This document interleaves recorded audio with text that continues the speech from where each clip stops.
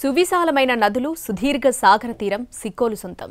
పర్యాటకంగా ప్రఖ్యాతిగాంచిన ప్రదేశాలెన్నో ఉన్నాయి. కానీ అధికారుల నిర్లక్ష్యం, పాలకుల అలసత్వం జిల్లాల్లో టెంపుల్ టూరిజం పాలిట శాపంగా మారుతుంది.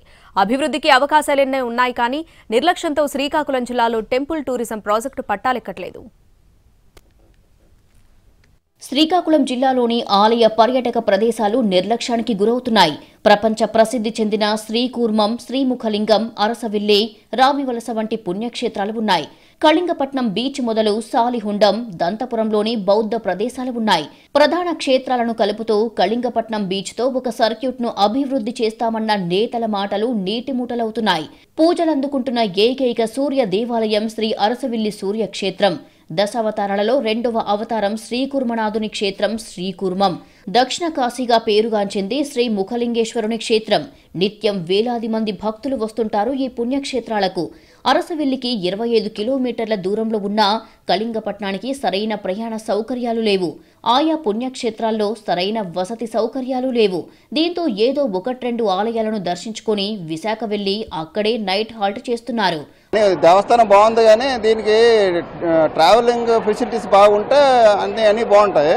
ట్రావెలింగ్ ఏంటంటే బస్సు సౌకర్యం కల్పిస్తే బాగుంటుంది అంట. వెహికల్స్, సొంత వెహికల్స్ ఉన్న వాళ్ళకైతే ఈజీగా వచ్చేస్తారు, కానీ బస్సు సౌకర్యం కల్పిస్తే అందరికి కూడా ఈ ఏరియా అంతా టూరిజంగా డెవలప్ అవుద్ది. అరసవిల్లి, శ్రీకూర్మం, శ్రీముఖలింగం క్షేత్రాలన్నీ 40 కిలోమీటర్ల పరిధిలోని ఉన్నాయి. కానీ ఆయా ప్రాంతాలను అభివృద్ధి చేయాలి అన్న ధ్యాస పాలకులకు లోపించింది అనే విమర్శలు ఉన్నాయి. అధికారులకు చిత్తశుద్ధి ఉంటే వీటిని ప్రధాన పర్యాటక కేంద్రాలుగా మార్చవచ్చంటున్నారు భక్తులు, పర్యాటకులు.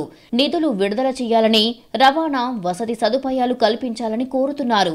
సూర్య దేవాలయంకి వచ్చి ఎక్కడి నుంచి శ్రీకూర్మం వెళ్లాలంటే ఒకే బస్సు లేదు.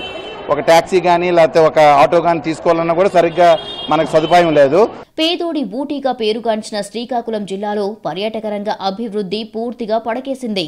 సింహాచలం నుంచి విజయనగరం, రామతీర్థ క్షేత్రం మీదుగా ఉత్తరాంధ్ర పర్యాటకుల కోసం రాయితీలతో బస్సులు నడిపిస్తే ఎంతో ప్రయోజనకరంగా ఉంటుందంటున్నారు భక్తులు. ఈ 3 టెంపుల్స్ కూడా దేవాదాయ శాఖ వారు కానీ, గవర్నమెంట్ కానీ ఏదైనా ఉచిత బస్సు ఏర్పాటు చేస్తే, టీటీడీ ఏర్పాటు చేసినట్టు ఇక్కడ కూడా ఏర్పాటు చేస్తే దర్శనానికి వచ్చే వాళ్ళకి ఇబ్బంది లేకుండా ఈజీగా ఉంటుందని ఆశిస్తున్నాను. ఇప్పటికైనా శ్రీకాకుళం జిల్లా అభివృద్ధిపై పాలకులు, అధికారులు దృష్టి సారించాలని కోరుతున్నారు స్థానికులు.